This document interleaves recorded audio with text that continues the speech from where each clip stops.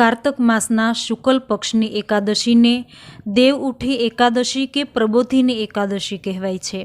एवुं कहेवामां आवे छे कि भगवान विष्णु अषाढ़ मासनी शुक्ल पक्षनी एकादशीए 4 मास माटे चीर निंद्रामां पोढी जाय छे अने कार्तक मासनी शुक्ल पक्षनी एकादशीना रोज जागे छे, जेथी आ एकादशीने देव उठी एकादशी कहेवाय छे। आ 4 महीना में देवशयनना कारणे समस्त मांगलिक कार्य वर्जित होय छे। देव उठी एकादशीना दिवसे भगवान विष्णु निंद्रामांथी जागृत थाय छे, त्यार पछी ज मांगलिक कार्यनी शरूआत थाय छे। आ दिवसे उपवास राखवानुं विशेष महत्व छे। आ दिवसनी पूजा विधि में शेरडीनो मंडप बनावी मंडपनी मध्यमां भगवान विष्णुनो फोटो के मूर्ति मूकवी। मंडप में भगवान विष्णुना चरण चिन्ह बनाववामां आवे छे अने चरण चिन्ह ने ढांकी देवामां आवे छे। भगवान ने शेरडी, शिंगोड़ा अने फळ, मिठाई समर्पित करवामां आवे छे। त्यार पछी घीनो दीवो प्रगटाववो। आ दीवो आखी रात अखंड राखवो। त्यार पछी भगवानना चरणोनी विधिवत पूजा करी भगवानना चरणोने स्पर्श करवामां आवे छे। भगवानना चरणोने स्पर्श करी भगवानने जगाडवामां आवे छे। शंख, घंट अने कीर्तननी ध्वनि करवामां आवे छे। तेमज ओम नमो भगवते वासुदेवाय नमः मंत्रनो जाप करवामां आवे छे। त्यार पछी एकादशी व्रतनी कथा सांभळवामां आवे छे। आ दिवसे भगवान शालिग्राम साथे तुलसी माताना विवाह थया हता, जेथी आ दिवसने तुलसी विवाहना नामथी पण ओळखाय छे। आ दिवसे मंदिरोमां तुलसी विवाहनो प्रसंग विधिवत अने धामधूमथी उजवाय छे। आ रीते आ दिवसे भगवाननी पूजा करी तुलसी विवाह संपन्न करी तेना पछी बधा मंगल कार्य विधि विधानथी शरू करवामां आवे छे। भगवानना चरणोने स्पर्श करीने जे मनोकामनाओ मांगवामां आवे छे ते पूरी थाय छे। मित्रों, आ हतुं प्रबोधिनी एकादशी के देवउठी एकादशीनुं महात्म्य अने पूजा विधि। हवे सांभळीए एकादशीनी कथा वार्ता। बोलो कृष्ण कन्हैया लाल की जय। महर्षि नारदे पितामह ब्रह्माजीने एकवार पूछ्युं के हे पितामह, जगतना जीवोना कल्याण माटे एवुं कयुं व्रत छे के जे व्रतना प्रभावथी मानव मात्र मोक्षने प्राप्त करी मुक्ति मेळवी शके?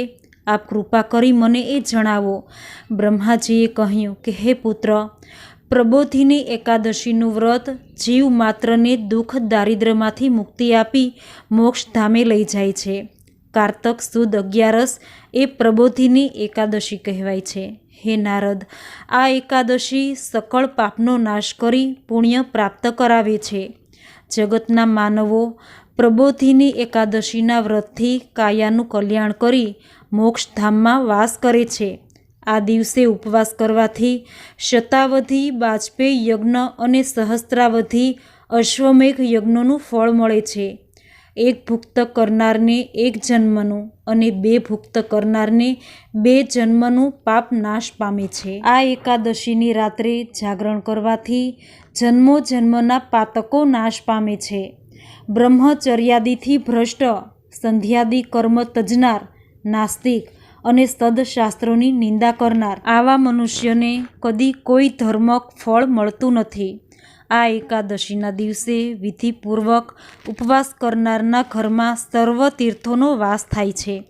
आ दिवसे उपवास करनार योगीरूप ज्ञानी गणाय छे, ते मोक्षनी प्राप्ति करे छे। हे नारद, आ एकादशी भगवानने प्रिय होय उपवास द्वारा एनुं व्रत करनार सूर्य चंद्र ग्रहणनुं फळ मेळवे छे अने पुण्य प्राप्त करे छे। प्रबोधिनी एकादशीना दिवसे भागवत कथानो पाठ करनारने सप्तद्वीप पृथ्वीदाननुं फळ मळे छे अने विष्णु कथा सांभळी पुराणिक पूजन करता स्वर्गलोक प्राप्त थाय छे। आवो ब्रह्माजीनो उपदेश सांभळी नारदजी खुश थया, छतां विशेष ज्ञान प्राप्ति माटे एकादशी व्रतनुं विधान समजाववा विनंती करी।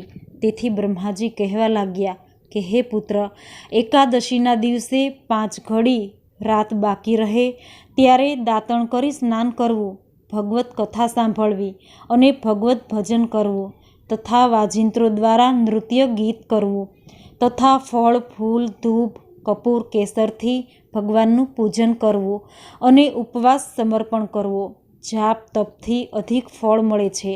તુલસી દર્શન કરવું, ધ્યાન સ્પર્શ ભજન પૂજા અને નમસ્કાર કરવાથી શુભ ફળ મળે છે. કદમના ફૂલથી ભગવાનની પૂજા કરવાથી યમલોક ટળે છે ને મોક્ષ પ્રાપ્તિ થાય છે. તેમજ કરેણના લાલ અને ધોળા ફૂલથી જે કોઈ ભગવાનનું પૂજન કરે છે તેના ઉપર 4 યુગ પર્યંત ભગવાન પ્રસન્ન રહે છે. આંબાની મંજરીથી પૂજન કરનાર ભાગ્યશાળી થાય છે. એકાદશીના દિવસે રાતે પૂજા કરી, બારસના દિવસે નદીએ સ્નાન કરી, જપ કરી ઘરે આવીને ભગવાનનું પૂજન કરવું. વ્રતની પૂર્ણતા માટે બ્રહ્મ ભોજન કરાવવું અને ભક્તિપૂર્વક વસ્ત્ર સમર્પણ કરી ગુરુ પૂજા કરવી અને દક્ષિણા આપવી. અયાચિત વ્રત આદર્યું હોય તો સુવર્ણ દાન કરવું, ગૌદાન કરવું.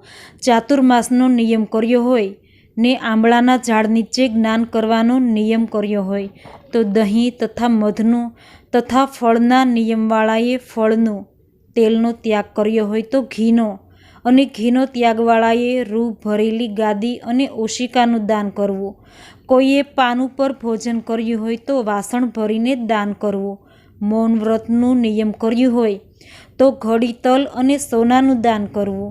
જો પંચકેશ રાખ્યા હોય તો અરીસાનું દાન કરવું.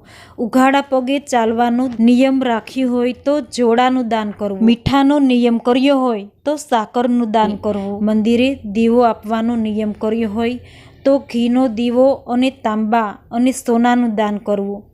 એક રાત ઉપવાસનું વ્રત હોય તો સોનું, વસ્ત્ર અને 8 કુંભનું દાન કરવું. વ્રતધારીએ જે નિયમ કર્યો હોય તે સઘળું બ્રાહ્મણને આપવું. બ્રાહ્મણને જમાડ્યા પછી જમવું. આમ વ્રતની પૂર્ણપણે પૂર્ણાહુતિ કરવી, જેથી વૈકુંઠની પ્રાપ્તિ થશે. ઇતિ શ્રી સ્કંદ પુરાણે કાર્તિક શુક્લ પક્ષે પ્રબોધિની એકાદશી કથા સંપૂર્ણ. બોલો કૃષ્ણ કનૈયા લાલ કી જય.